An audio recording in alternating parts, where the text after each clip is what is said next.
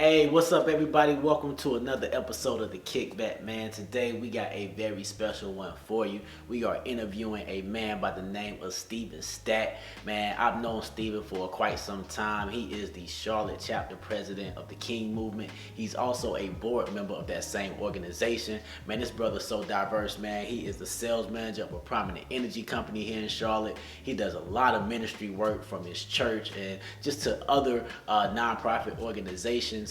And to be quite honest, man, last but not least, this man is a millionaire, man. So he came by, dropped some gems on finances and just life. And to be honest, the conversation really just led itself to, give us a line of sight into the way that he thinks, his discipline, and just how he looks at life, man. So I appreciate him for the conversation. I really enjoyed it. I hope you guys enjoyed it the same way that I did. And honestly, right now, man, we're going to go ahead and get into it, man. So go get you some popcorn, pull up YouTube, sit back, relax, and just welcome to the Kickback, man. I'll see y'all on the other side. Peace.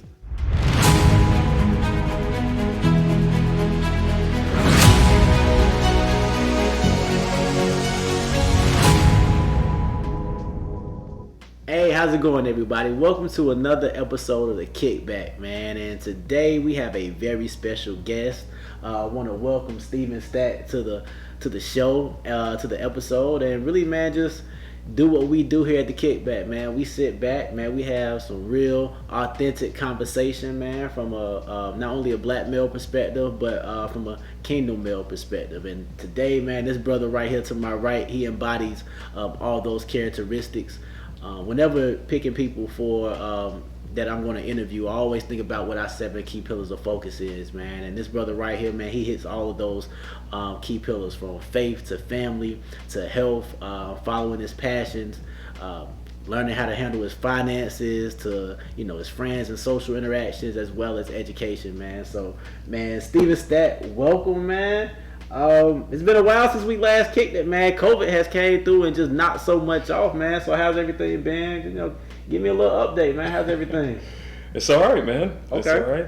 Life has been well. I always say, all things considered, with the pandemic, but a lot to be thankful for, man. Oh, man. See, he's keeping it real modest, right, man. Stack is a brother that, I never worry about, man. He's into so many things, man, from a sales manager at a prominent energy company to a financial coach to ministry at his church, and as well as a board member of King. So, I mean, if you would, man, just tell us a little bit about what you got going on. I know you recently just kicked off the financial coaching, man. Like, how did you get to this place that you are in your life today, man? Like, what are some of the things that brought you to this point? So, I've always had a passion around seeing people be all that God has called them to be. And it's actually what drew me to King, which part of the mission statement is to empower men to reach their God-given potential in every realm of life. That's real. And so when Ben told me about the 7 pillars of focus, faith, family, health, passion, finances, social, and education, I'm like, man, this makes all the sense in the world. Dope. And I vibe with that all the way.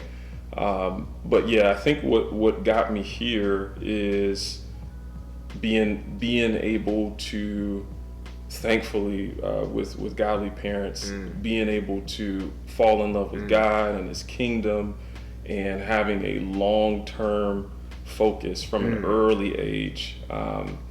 So coming up as a kid, my favorite biblical account was Solomon's account of that God asked him, hey, if you can have anything you want, just ask.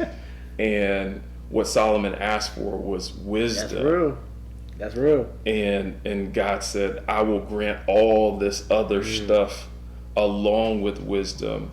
And one thing I think that's important to mention is that wisdom isn't just a concept. Wisdom is a person.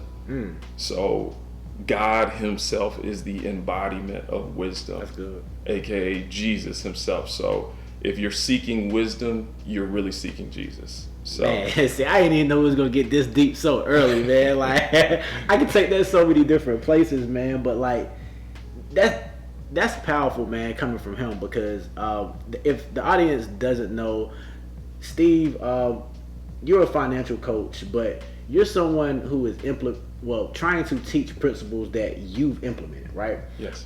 You were a millionaire by the age of 32, correct? Yeah. I want to make sure the age is correct. Yeah, That's what I was really looking super for. Technical, we'd say 30, but okay, still at 32 as well. But I say that because, like, most people look to obtain wealth, they look to obtain all these things in life. But for your focus to really be mainly on the kingdom, and then other stuff added to you, it actually brings me to Matthew 6:33. Seek ye the kingdom of God, and all his righteousness and all these things will be added to you. Like that, you are an embodiment of that, because the money doesn't make you. You make money for the purpose of the kingdom. Mm-hmm. And that's always stood out to me about you. So like how does that come into fruition? You know, I mean, I know you mentioned, your parents and, just even being instilled at an early age, but how does one take what you've been taught and implement that from a man perspective, especially as a black man perspective, right? With so many influences trying to knock you off. Yeah.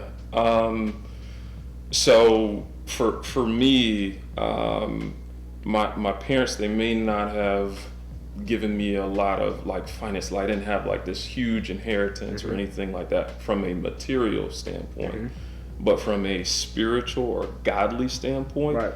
I have an incredibly wealthy heritage or inheritance that I received. I mean, I'm like a spiritual billionaire is the way that's good. I like to think about it. But for me, what I did is like I understood that I didn't want to do something mm-hmm. that would be hasty. So when I just looked at people that have been successful over long periods of time, it wasn't get rich quick. Mm-hmm. It was, and I might should coin this, it was get rich steady.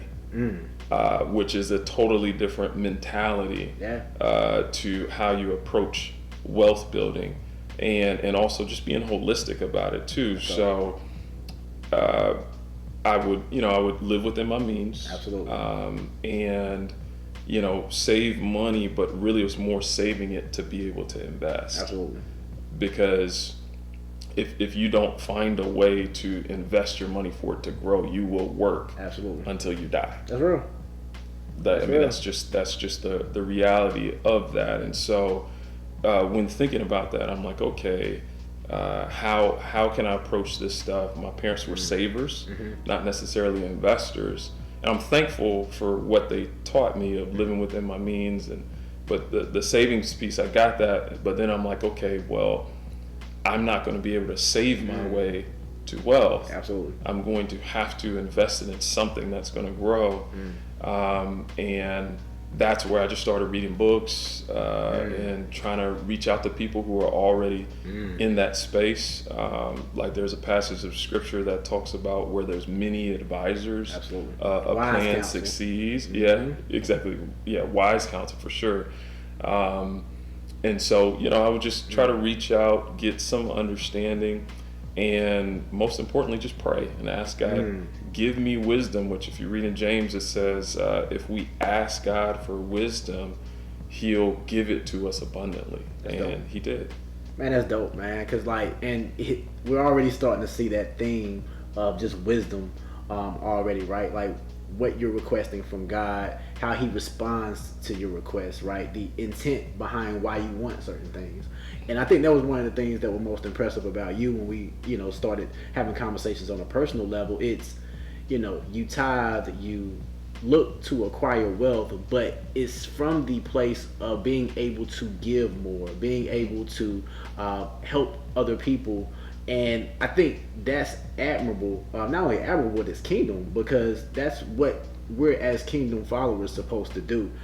So I guess from a philanthropic perspective, how do you feel that fits in or plays a part in just the wealth journey within itself? It's critical. Like I mean, you've to me, I can't do wealth building without having generosity be a part of it, having giving be a part of it. Because what's the point? Yeah. What's the point of amassing all of this wealth to not be able to bless others? And it kind of makes me think of, so like the Dead Sea, the reason why it's dead is that it's taking in all these nutrients or minerals, but it doesn't give it out, which keeps it from being healthy. That's if you even good. look at the human That's body, which I know one of the 7 pillars is health. That's good. If I'm always taking in food, but I never push it out, Yeah. then that's a very unhealthy person. Yeah, Eventually good. you're going to die. It's interesting because like it's so counter society, right? Because if you listen to our music, you listen to like just quote unquote the world, and I hate using that term because we're all in the world but not of it.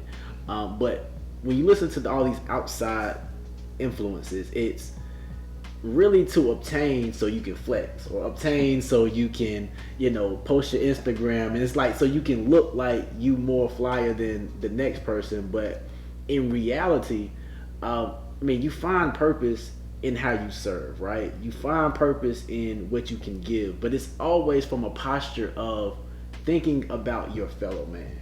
And I think that's poetic within itself, because when you can take that posture as opposed to a posture of greed or ego or pride, to your point, it's more sustainable. It has a longer investment strategy. It's not an instant gratification type thing. So man, I thought, man, that's fly, man. I really think so. And like, you're big on investing. You even stated earlier, just having the wisdom to think from a long-term perspective. How does one get to that point, especially if like right now it's, I'm the man of a household, I'm 16, I'm 17, I'm thinking about eating today or eating tomorrow. Like, how does that transition happen from that place to a place of abundance? So you got to start where you're at. And the first thing I would say is, and I've said it earlier, but you got to live within your means. So you can't spend more than what you make. So that's the first thing. The next thing I would say is avoid debt like the plague. That's real. Like as much as you possibly can. Avoid debt. Avoid it like COVID. right, exactly. That's real. Because what it does is it robs you in 2 ways. You have to pay more for whatever you purchased, and then it's also robbing you of the opportunity to invest going forward. And so I wouldn't get caught up in, hey, how much money am I putting aside to be able to save/invest? I would say lock in more on percentages of saying, okay, I want to have a goal of saving at least 10% of what I make. So it would be, okay, I want to give, let's say at least 10%, and then I want to save at least 10% of what I make. And then I'll start making my, budget or spending plan around what else is left, versus what a lot of people do is the opposite. They'll buy whatever they want, and then they'll give and save of whatever's left, if there's anything. So, yeah. Man, and I think that's important too, because like even when you think about the term investing, right, it's really just putting something away now for a future benefit. And you can look at it in so many different ways. People oftentimes just look at it from a financial perspective, but like even if you like are really just check to check and trying to change your situation, like investing in a book to teach you something, like is also a way of investing. Or like investing in your health, instead of buying that $1 hamburger, go buy $1 in bananas or something, something that's going to have more benefit down the line. I think all that plays a part, but it's really a mindset that just has to trigger to say, hey, you know what, I'm willing to sacrifice now for a better future. So when I talk about sacrifice, like how does that word or that term like hit to you, like from a financial coach perspective? So you're not going to be able to accomplish anything of great value without sacrifice. Absolutely. Like you're gonna have to go without, and there's even a statement that I like to say just around this of delayed gratification does not mean delayed gratitude.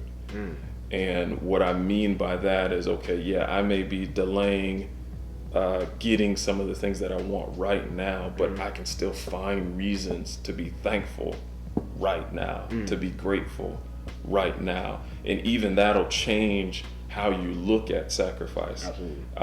So for instance, I exercised earlier today, and I could feel discomfort in my body, or even just call it what it is, some pain in my body as I was exercising. But the way I view that pain is much different because there's purpose in that pain. It's building resilience in me. It's like the resistance of the weight or my body or whatever I'm doing. What it's doing is it's making me stronger. So the sacrifice, yes, it may hurt, but it's for something better. It's for something good that's going to come out of it. So there's a mentality even of how we look at sacrifice. I like that. Because it's funny you talk about sacrifice in that fashion, because here at Boardroom Vision, obviously one of our main things is just having a vision. One of my favorite quotes is by Dr. Miles Monroe. And he always says, vision is the best form of discipline. And I think it hits home to me because, again, when you have the right vision, you know your purpose, you can easily say no to the things that will derail you from that. And it can like just drive you in them times that you don't, when you want to give up, when you don't want to do certain things. So from a vision perspective, I know we've talked financially, but how does your vision play into the other aspects of your life, from your family to your faith walk, so on and so forth? So Ben has heard this vision that I'm going to speak about, but I'm just going to share it with you guys. It's very simple, but I'm going to give you the end game, and then I'm going to walk you through how it drives me day to day. So a vision that I have for myself is that I see myself in my 70s or 80s. I'm sitting on a porch with my wife. We're sipping on some lemonade in like a rocking chair on the porch, and we're laughing and being joyful about our children and their children serving God. So that's the vision. That's the mental picture that I have in my head. That's a vision. And now you may say, "Oh man, yeah, that sounds nice, but how does that compute to today?" So what is it? What it means is if I have a desire to be in that place with that vision, number one, I need to take care of my body. And these things aren't necessarily in order, but I'm just going to list them out. I need to take care of my body, which means I want to be healthy. I want to exercise. I want to try to eat reasonably to give myself the best chance to get to my 80s. That's real. It means that I can't chase every skirt that I see. If I'm cheating on my wife and dogging her out, she's not going to be sitting on that porch with me. That's real. It means that I've got to live a life that makes the good news or the gospel attractive to my kids so that they would live for God and teach their kids to live for God. That's real. And I can go on and on with now break it down, because I think vision. It shows how one can use that vision as that motivation, and you breaking it down so simplistic, but at the same time in a very real way. Like, it makes one look at himself. You know what I mean? And you were right. I've heard this vision before, but it also made me like, okay, what is my vision? And I think when you start having those thoughts, it makes you look in the mirror and say, who am I? What am I? What's driving me? And what am I going to do to obtain whatever it is I say that I want 40, 50 years from now? Because, I mean, even to your point, your vision is long-term 80 years, but you have to make smaller visions in between now and then to get there. You know what I mean? Like, for example, you're a big advocate of paying off your home. You know what I mean? And being able to sit on the porch in a house that you own, like that takes you down a different string of goals that have to get completed before you get there. So man, I think that is phenomenal, and one that we preach here like a lot, because vision has to be the sole purpose of what you identify about yourself, because you're going to fall for anything if you don't stand for something. Big facts, man. Man, that's good, man. Oh, that's super good. Oh man, so vision, long-term vision is you sit on the porch with your wife. We know big family, man. Like, how does that play into I guess who you are? Like, where does family kind of stand with Stephen the Stat? Oh man, I mean, it's my biggest ministry. So Ben said earlier that I'm serving in my local church. I'm serving with a men's ministry called King, in multiple ways, for really both of them: singing, Bible study group leader, chapter president, national board member, all these different things, but they all take a back seat to my marriage with my wife, and then being a father to my children.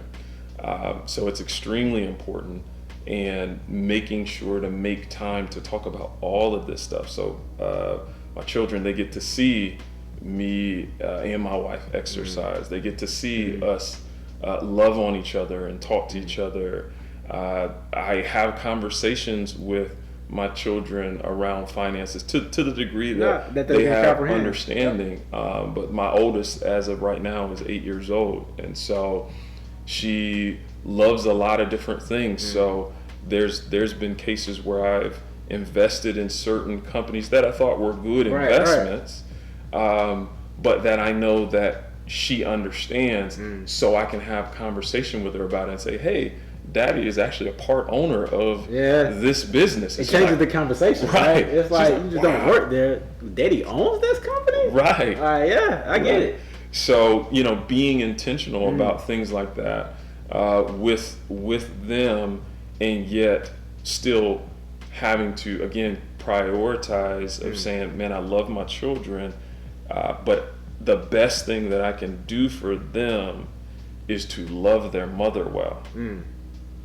And so that means we still will go out on dates. Absolutely. We'll still do vacations and travel, at least in the pre-COVID world, and we still try to figure things out. Things have kind of taken a little slight back seat. But you look on the bright side, right? Now you're saving a little bit more money than what you would have prior to. So, it's you got to give some to win some, I guess. Right.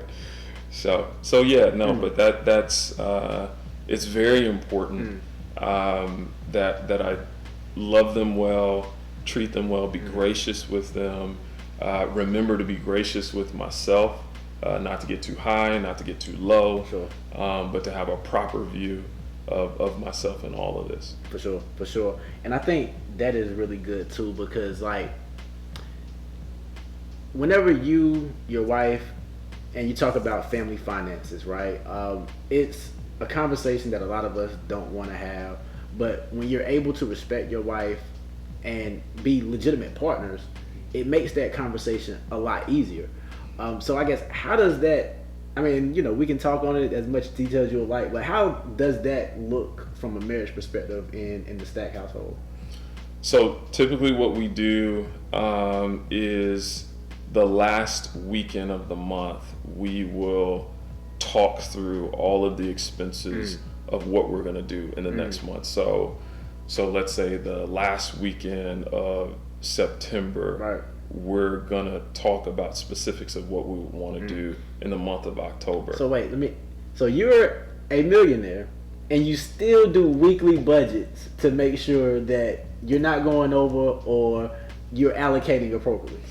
Yeah. You hear that? Like, this is not a person that gets frivolous even when you've obtained the goal that most people want to get to. Like, that's inspiring within itself. I just wanted to bring that point home for the audience. Yeah. I think that says a lot within itself. Yeah. Well, the way to think about it is, once it can be it's a really fun exercise when you're saying, okay, this is what we intend to do next month. So sometimes when people think budget, they think, oh man, well, this stinks, or Mm-hmm. it's all about what I can't do. Yep.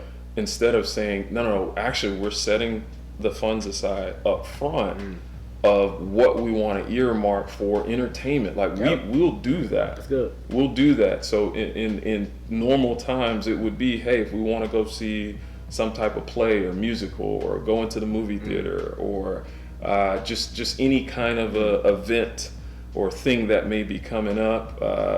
I'm from South Carolina originally. We used to love to go to the South Carolina State Fair. So we can plan ahead Sure. and figure out how much the cost is for wristbands for the kids to do all the rides, and have money set aside if we want to get fair food like elephant ears / funnel cakes, The turkey leg, right, just all of that. that. And what ends up happening is when we actually go to do whatever the fun thing is, we can focus on the fun That's real. instead That's of real. being like, oh Like man, having a penny pinch while you're there, Right. or be like, you can ride this ride, but not that ride. Right. Yeah, I get it. I get right. it. So it's instead we're actually present, like fully Yeah. present in the fun, in the entertainment.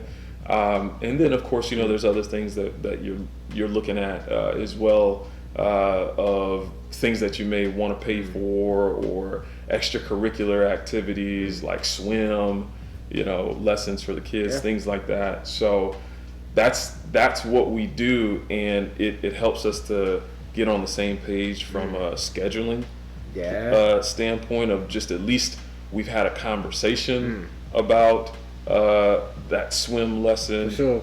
before we got into So the you've month. had to like mark out dates if Right. you're planning for that thing. So that means, hey, I can't go golfing this morning because I know I have to take, my child to swim lessons or whatever the case may be. Right, Absolutely. right. So it kind of pulls everything together, having these types of conversations and getting on the same page and trying to hash that stuff out before the moment of truth. I think one of the things that I'm hearing too, when reading between the lines there, it also helps you prioritize, right? Because now you can, have that conversation of, hey, we might not need this thing off Amazon this week. Let's do it next paycheck. Or instead of going to 5 of these restaurants, let's just do the best one and go to this one or these 2 that we really, really like. And it kind of helps you really, again, be present in that moment instead of spreading yourself thin on so many different things in a given time period. Yeah. And I'll add one more thing too of doing it is with prioritizing, is it makes it to where the things we spend money on are things we really actually That's dope. enjoy. That's dope. So when I eat out, it is food I really want to eat. Like, it's not this passive, oh man, I'm hungry, let me just grab some quick fast food. It's, hey, no, I'm really about to crush this food because I love, this particular meal. I got it. Or I'm eating because I'm gonna meet with this friend that I want to catch up with and us build. Man, that's dope. That's dope. And you can also factor health into that as well, right? Because now you can have the conversation of, if we're going to this restaurant, what type of food do they serve? And you can just plan it out a lot better. Because if you're cooking from home, all right, we're going to buy groceries. If we're buying groceries, it's healthier food. And it's just a healthier cycle of a well-balanced life, man. I think that's phenomenal. When it comes to finances in the home, because I know in the coaching that I've done thus far, this has kind of come up a lot. How do you feel about separate bank accounts versus one joint account when it comes to a marriage? So for us, we have joint accounts. My wife does have an account that she uses, but I have access to everything and she has access to everything. Right.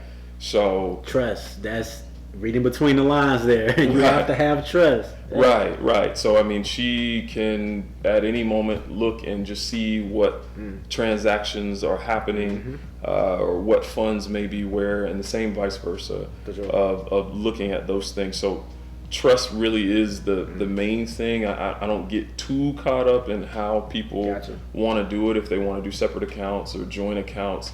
It's more so, hey, do you have an awareness of what's going on? And that's a good point too, because like from us, our perspective, we tend to do a joint account, everything funnels through, but then we have like petty cash separates account. So after we've done the budget and we know what each other can spend in our own time, so either my golf stuff, her home decor, whatever the case may be.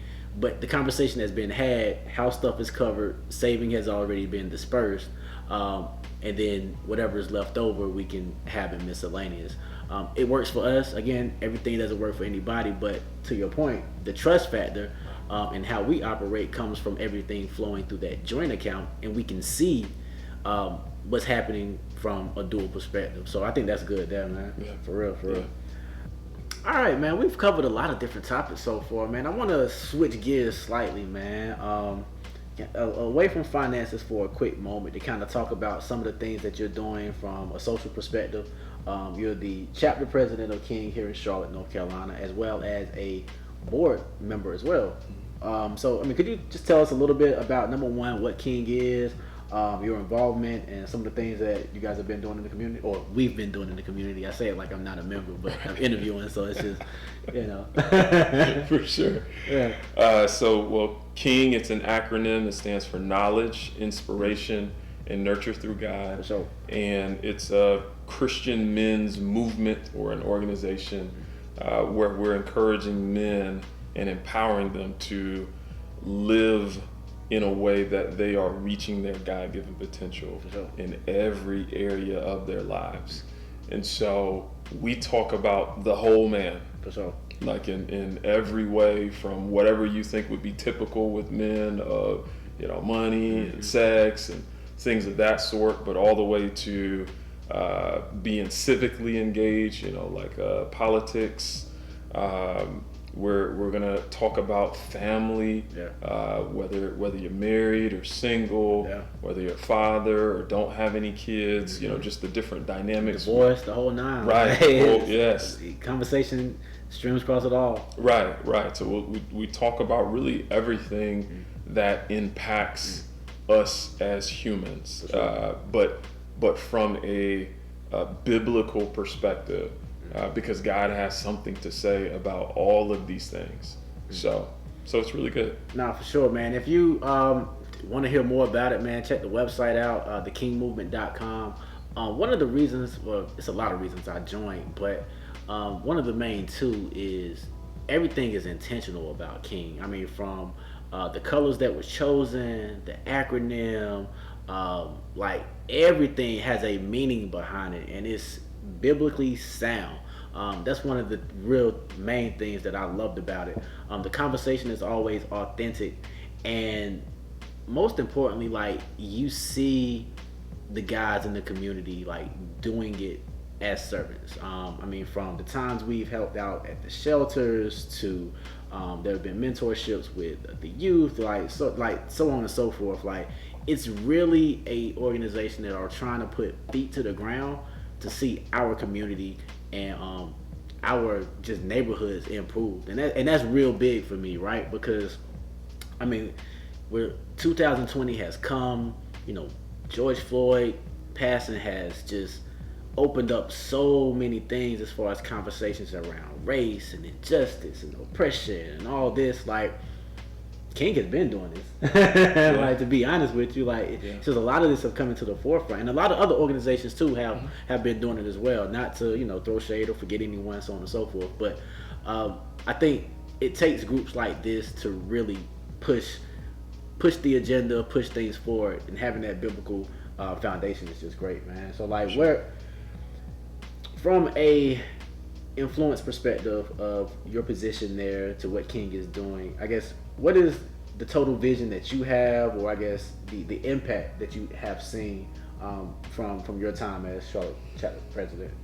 Man, it's hard to even quantify the impact that King has had on my life, and that I've been extremely fortunate to have some impact on other people's lives through it, from some of the things that been mentioned, of being out in the community serving, to just having men that love God, that have a lot of stuff in common, that we're really brothers, really friends, Yeah, for and just look after each other, can joke with one another, have a good time, but also really grapple with some real heavy things from time to time as well, especially like with what you said of a lot of the social unrest that has been, it's really bubbled up to the surface as of the past this year, past 6 months, 4 months,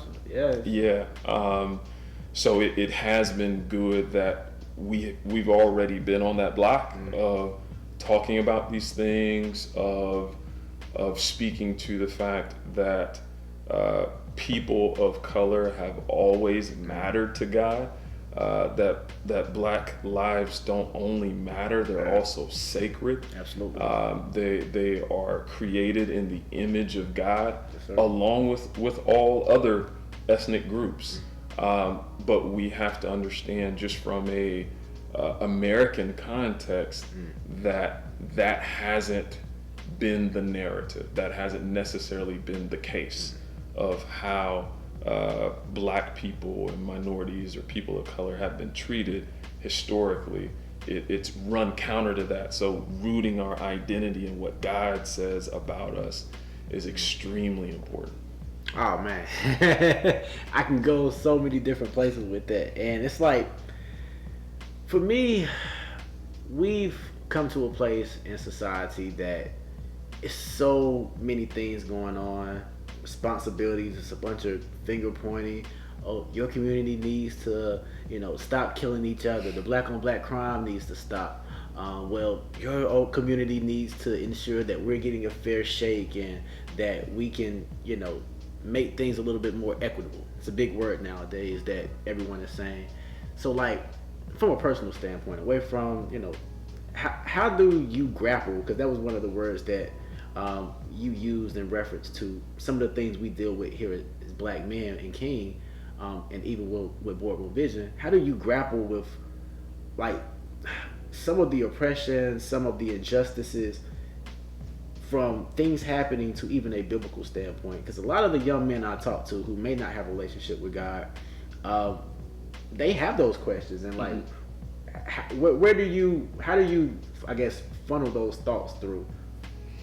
So the first thing that brings me comfort is knowing that Jesus cares about people that have been oppressed. Now, what I will add to that is Jesus cares about the oppressed and the oppressor. So we don't want to ever get off the rails of saying, hey man, forget all of these people, because Jesus literally died for them too.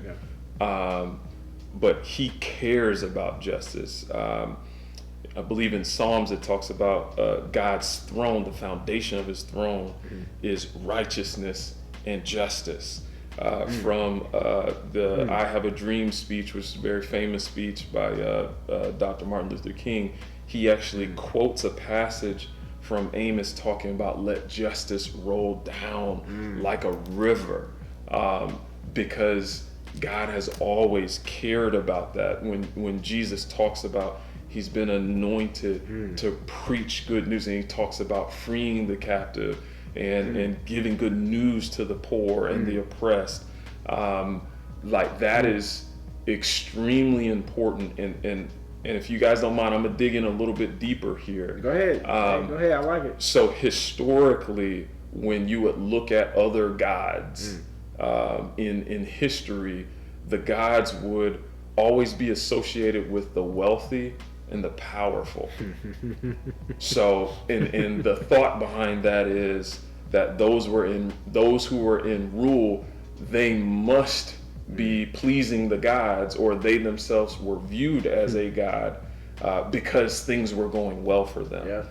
But the biblical God actually associated himself with those that were broken and downtrodden and being oppressed. I mean, like you even see in scripture, it talks about giving to the poor is giving a loan to God. So I mean, you literally have the God of the Bible saying, I'm going to associate with those that are on the margins. That's good. And we just see this over and over and over again, like the Christmas story, the shepherds. These would have been outcasts. These wouldn't have been people that we would think highly of. But yet they were there when Jesus was born, like when he came here to earth to celebrate him and to worship him. And there's so many other examples throughout Scripture. So the reason why I say that is to say, first off, know that God very much cares, and for many, that alone is enough. But not only does he care, but he's here to do something about it, and he's calling us as believers to do something about it, so that we have a rich heritage as kingdom people to fight for those who can't necessarily fight for themselves. And it's interesting you say that, because I think that get lost in context a lot of times. The fact that Jesus, Yeshua, he was born into an impoverished situation. You know what I mean? I think oftentimes you look at whatever depiction on TV, it's always this like glorious, which he is, but he's Jesus of Nazareth. Like, he was a Nazarene. Like, that's comparable to him being born in like Brooklyn in the night, like the ghetto. Like, he was a man of the people, and I think that's just oftentimes missed in the story. And one of the things when I started coming back to the faith, just starting to grapple and like ask myself those tough questions, just around the faith in general, and oftentimes a lot of it evolved around, okay, how can the same God that, you know, my slave masters gave me free me at the same time? And, you know, just a lot of those tough questions that our people are still dealing with till this day. And, you know, until you really start digging in, doing your own research, and even like understanding the context of the times, like, you're not going to be able to fully articulate your position or understand your position until that research is done, man. And that's kind of where I am right now. It's just really getting as much education as possible, research as possible, so that I can truly understand not only my spiritual lineage, but my tribal lineage, and go back further than just chattel slavery. Because like 400 years in God's eyes is a drop in the bucket to anything, you know what I mean? Right. So I don't know, I love having these type of conversations. I didn't know we were going to go here just yet, but it's also freeing too, because you can see that other people, especially men of faith, grapple with a lot of the same things, right? So from your opinion or your perspective, where do you stand as it relates to that same question, right? How does the God of your slave masters infiltrate who you are today? So first off, I've and I know he's putting in air quotes, when he says that was not Christianity in its true sense. What was being omitted and trying to pinpoint certain passages to try to subjugate these slaves, and the reality is the slaves, even at that time, many of them understood the difference between what their slave masters were saying and what the actual God of the Bible was about, for those that were able to get their hands on what the Word of God was really saying. And I even argue that to think that that's the origin of African people of African descent becoming acquainted with the God of the Bible is a white supremacist ideology that you are swallowing up, because history is just littered with examples of people of African descent not only knowing who the God of the Bible was, but having extremely significant contributions to our faith. I mean, dating way back before 1600, right? Before any slave stepped foot on American soil. We're talking like first century, second century type of timing. Yeah, absolutely. Right. Where you're seeing it was a person of African descent that coined the term Trinity. Absolutely. That we speak to today, of Father, Son, Holy Spirit. If you look in Scripture, there were men of African descent who were praying for Paul in sending him out on a missionary journey that's recorded in the New Testament. I mean, there's all kinds of stuff, not only in scripture, but just in history that speaks to people of African descent having a godly heritage that goes far beyond coming to these shores here in America. And see, I think that's so important too, not only from a black context, but from a white context as well. Because if you grow up thinking everyone in the Bible is white, only white people have contributed to civilized society, then there does become this false dichotomy of white superiority and black deferiority. When in reality, when you start telling truths and shining light on a lot of these situations, like, it brings things a lot more to a balance that is really what it should be. You know what I mean? Like, there should be no white superiority, there should be no no black deferiority. But in reality, us just recognizing that, hey, we are all children of God, and we have to learn to coexist. You know what I mean? Like, I put a quote up on Facebook the other day. They kind of, I'm paraphrasing here. You can't, like, identify with your tribal spirituality or your tribal identity without your spiritual identity. And I think that's just, I mean, that sums it up in one context. So we talked about King, we hopped in a little bit around faith and even history context to that. What are some of the things that you're working on now, even in King, outside of King, that are helping push the agenda as far as equality and things of that nature? So there is a project that's been going on it's called Neo Reconstruction, which it's kind of a nod to Reconstruction back in the 1800s of just trying to right some of the wrongs that have happened in our country, of just trying to get us to mend and make things what they should be. Sure.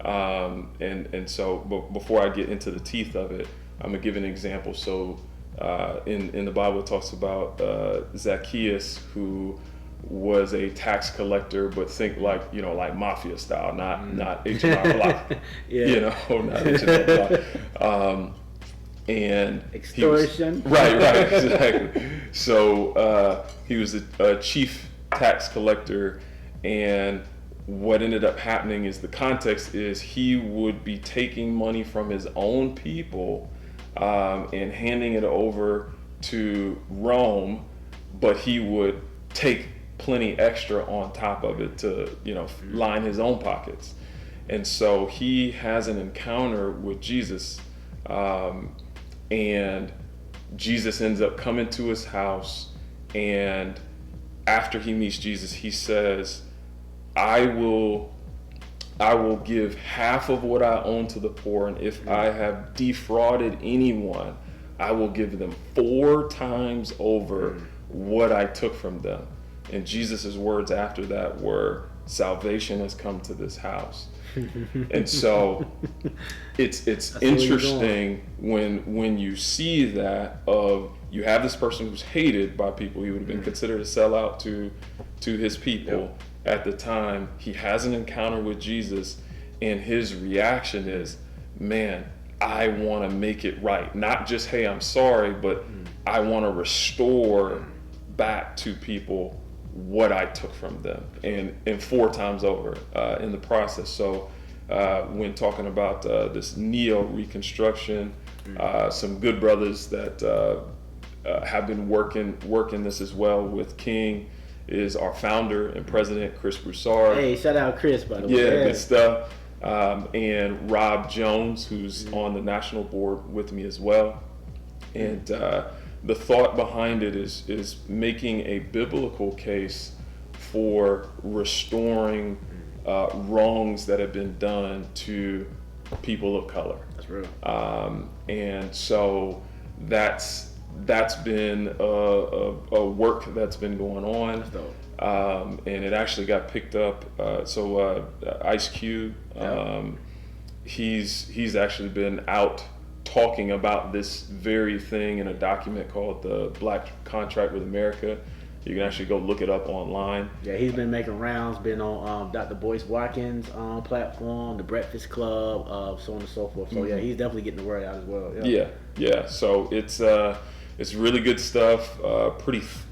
Very thorough document of just talking about history of what has happened and what are things that could be done to restore and right a lot of the wrongs. And if you do look at it, by the way, there is a picture in there with yours truly in it with my family, which is pretty cool that they just decided they wanted to use my crew. Man, that's dope. That's super dope.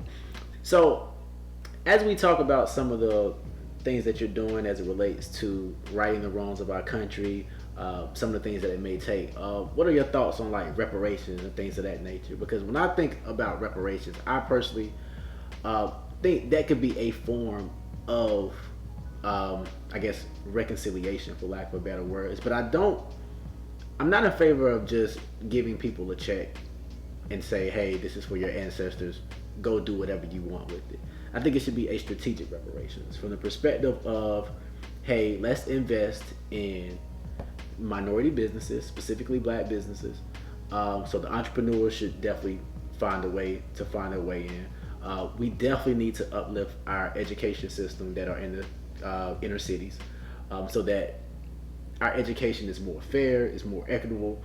Our teachers are getting paid a lot more, things of that nature, as well as law enforcement, justice reform, so on and so forth. So, like, what are some of your thoughts as it pertains to some of those things?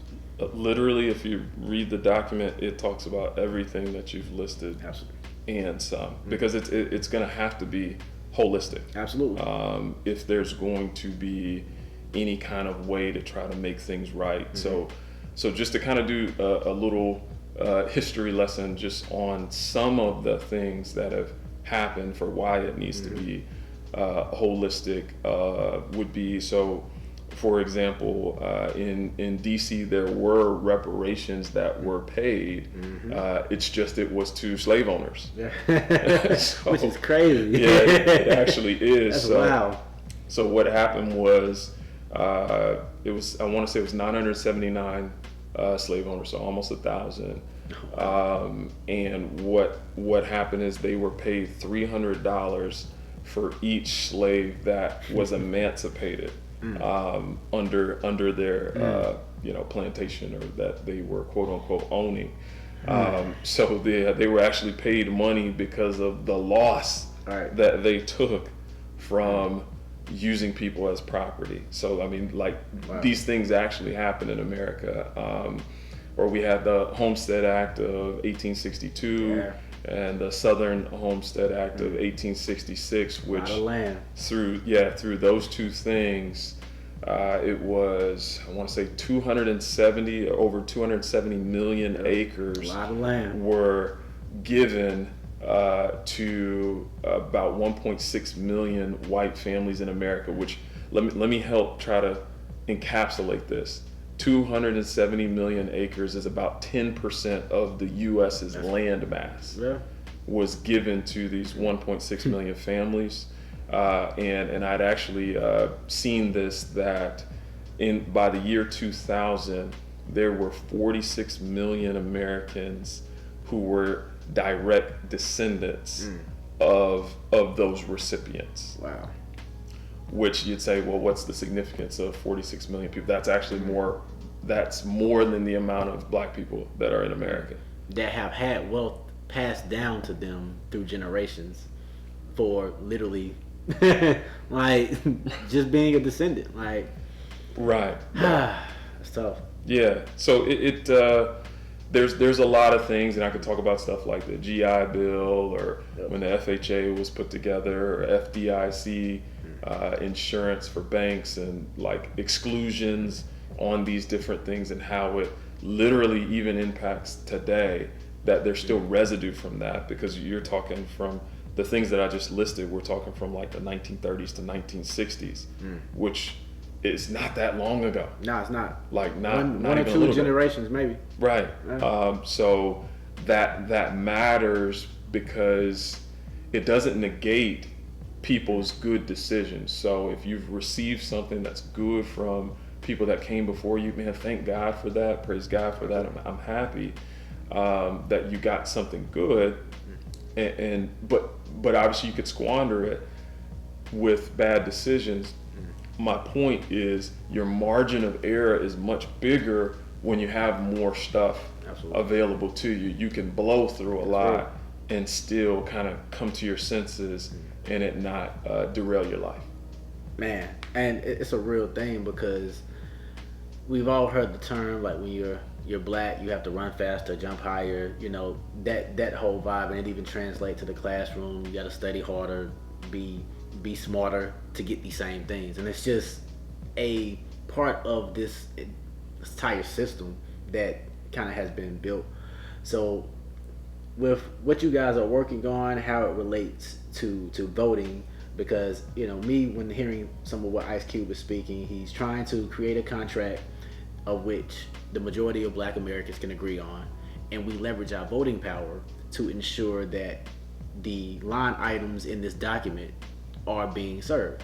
One of the main things with voting is making sure that you leverage your power to put whoever in office to make sure you get what you're asking for. So I guess how does that relate to, or I guess how does the contract relate to what's coming up here November 2nd coming down the pipeline? But I guess, can you explain that a little bit more? So, I mean, you really nailed it in, Okay. in how you teed it up, and I just want to try to strengthen something that Ben said that was really good, of this idea when you're talking about just kind of leveraging your vote to see some things come into fruition. So America was literally built on that. Like when you start talking about the Boston Tea Party and things the people were upset because the tagline was taxation without representation. Mm-hmm. So this is not an un-American idea. It's actually as American as apple pie. When you think about it. Right. It It's really very is. American. It really Right. is. So it's important that we engage civically of just understanding what's out there, having some clear-cut demands, Sure. which I love that, in this, Black Contract of America, to have some clear-cut things that we'd like to see change, and then having some accountability in, like, you get the people in and then say, hey, are you going to do these things? Which that's the reason why you and I can Sure. vote today. Sure. Yeah. And all sorts of things is because there were people who said, no, these are the things that we're looking for. Civil Rights Act of 1964, Voting Rights Act of 1965, so on and so forth. So it's really important, and don't just get hung up on the presidential race. There's so many other things Absolutely. that are being voted on. Senate, House of Representatives, your governors, local mayor, governors. councilmen. Yeah, it's all important. Yes, very much important. In doing those things, you even vote on like different like bonds of monies being spent Absolutely. towards different projects in the community, on yay or nay on whether you want those things to happen. So it's very important that if you're not registered to vote, if you're watching this, please register to vote ASAP. Man, I love what you're saying, man. This is something that, in the circles that we've been in, stuff that, we've been trying to be strategic about, and even how me personally would like to see this strengthen and continue, because obviously this is a new idea, something that you guys are putting together. Whenever politicians are debating, like, see who endorses this contract. That alone lets you know kind of where people stand, what they're actually doing for you. And, we have to really start holding our vote very, very, very near and dear to our heart. And again, it's just one piece to the puzzle. I'm not saying just vote and go home and put your feet up and expect a politician to change your life, because I think a lot of our issues, we can also change from within as well. But there are some systematic issues at play that putting the right people in those rooms will help give us some of that leverage that we need moving forward. Absolutely great, man. I think just to kind of go back for a second as well, because as we started with, you know, some of the things that we grapple with as far as spirituality, some of the things that it takes to get reconciled. I also just want to mention that, like, even with grappling and knowing the history and context of our country, like Christianity itself, man, oftentimes a lot of the abolitionists, they don't get mentioned enough. You know, I mean, these are people that were implementing the scriptures in the full context. Even some of our leaders, from Frederick Douglass to the Marcus Garveys to Sojourner Truth, Harriet Tubman, like, they were devout Christians who had real experiences with Christ that not only gave them the confidence to lead for freedom and to be the abolitionists and activists that they were, but I mean, they were just leaders in their own right because they could hear God's voice and listen accordingly. Like, to the MLK, like, he literally prayed before his walk on Selma. And when God told him not to walk that day, he turned his people around, and everyone is out there. He didn't walk until, like, what was the next day or the week later or something to that nature. But, like, having that spiritual connection, man, is so important to be able to be in tune, get some of the ideas that are going into these contracts, knowing what sphere of influence you need to be in to make change, because everyone's not a protester. But you can find where you can make a change at in certain instances and really focus on that place. And we need everyone on all different fronts. But you have to know your purpose to do that. Right. Man, super good, man. Super good. Man, I know we're coming up on time, man. There's so many places I want to go, man. But I mean, as we, I guess, get to a place of closing, what if you had to partake the people with some knowledge, something to leave them with that, you know, they can either implement tomorrow or just have a nugget? What would you, I guess, kind of say to the audience? First thing I would say is, from the 7 pillars, the first one is faith. Get right with God. Get right with God. Make sure that you're in a good space in your spiritual walk, because that's going to really be the glue that holds everything else together. Because sometimes you may not feel like it with your family, or you may not feel like it around a passion you may have, health, finances, social, education, but that can be the anchor that holds you firm, keeps you from drifting, or, like I said, the glue that keeps things together there. And then from there, I would say, you know, so we've got faith.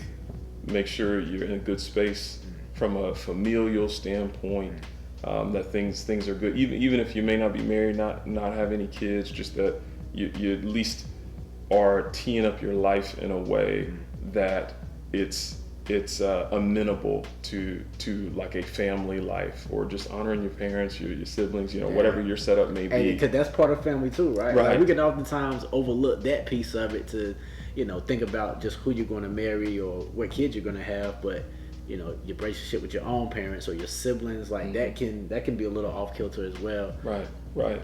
So it's really, so that stuff's important. You may not have kids, but you may have like a younger cousin or a niece or a nephew that, like, you don't have to wait to have some impact there.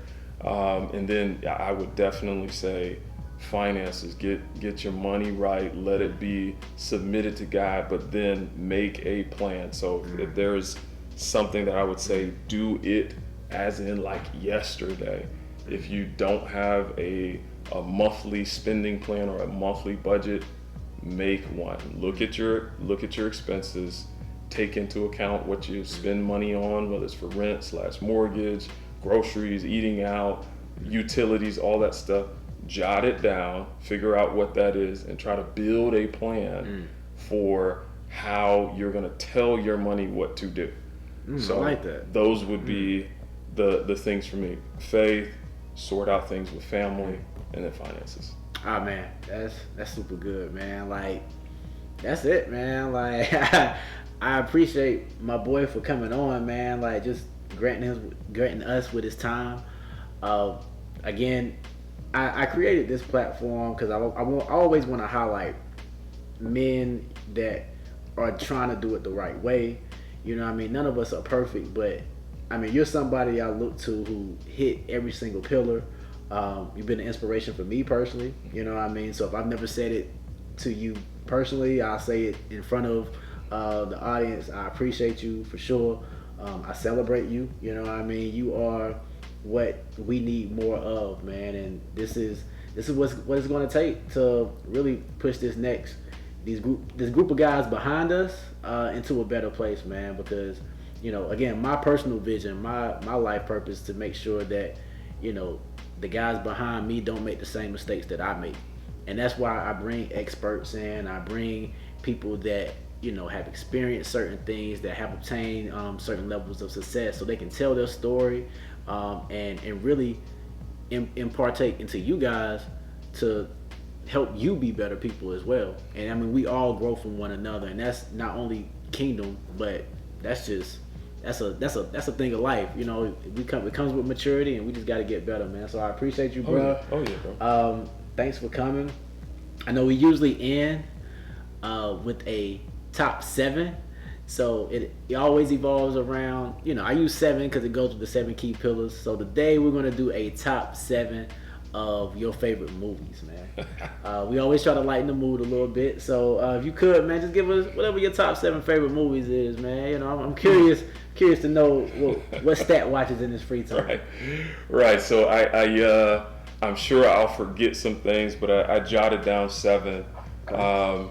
So I in no certain order, but I've got Black Panther. I mean, I think that makes sense. I get that. Just for the culture. I mean, that was just I get that. An incredible movie for what it meant beyond just the actual movie itself. I actually like the movie Shawshank Redemption, just kind of the way it flows and showing the passage of time. I just thought it was very well done. Hey, you can't never get Morgan Freeman's voice out your head. You know? Right. You the man. So I like that. This one you guys may not have heard of. It's actually a animated film. It's supposedly for kids, but honestly, it's a great movie for adults. Go check it out. It's called Inside Out.